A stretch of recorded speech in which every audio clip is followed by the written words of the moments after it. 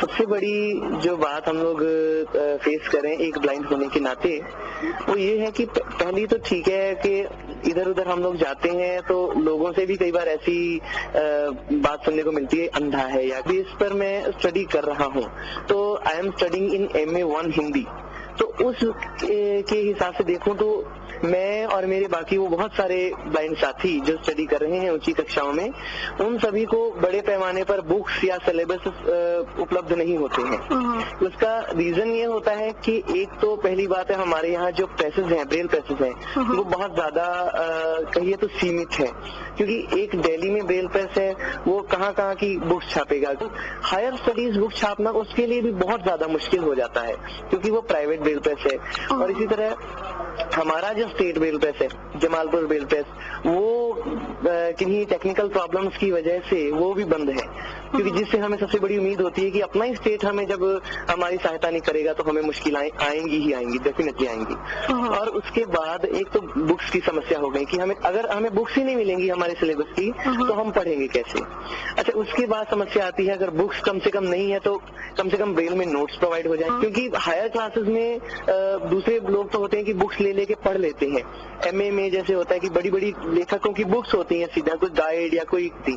तो इसलिए हमें अगर जैसे मैंने कॉरेस्पॉन्डेंस MA ज्वाइन किया है, कॉरेस्पॉन्डेंस के ही नोट्स जैसे हो तो वो ब्रेल में मिले तो हमारे लिए बहुत आसान हो सकता है। अगर बुक्स ना सही तो कम से कम नोट्स तो मिलेंगे ना, हम पढ़ तो पाएंगे। अब हमें रिकॉर्डिंग पर डिपेंड होना पड़ता है, रिकॉर्डिंग करेंगे, कराएंगे किसी से, फिर सुनेंगे, उसको बैठ के याद करेंगे। कभी लाइट नहीं है, कभी हमारे रिकॉर्डर में कुछ टेक्निकल प्रॉब्लम्स हैं जिसकी वजह से हम कुछ नहीं कर पा रहे, तो ये सारी समस्याएं आम होती हैं। तो उसके बाद एक प्रॉब्लम हमारी आमतौर पर होती है राइटर की प्रॉब्लम। ये हर एक ब्लाइंड की प्रॉब्लम है, हर एक ब्लाइंड, चाहे इंडिया में कहीं भी हो। यूनिवर्सिटी या बोर्ड को ये जिम्मेदारी लेने की कोशिश करनी चाहिए कि वो ब्लाइंड स्टूडेंट्स को, विजुअली इम्पेयर्ड को राइटर अवेलेबल करा सके, क्योंकि ये बात जानते तो सभी है कि एक ब्लाइंड कहाँ कहाँ धक्के खाता फिरेगा, राइटर ढूंढेगा।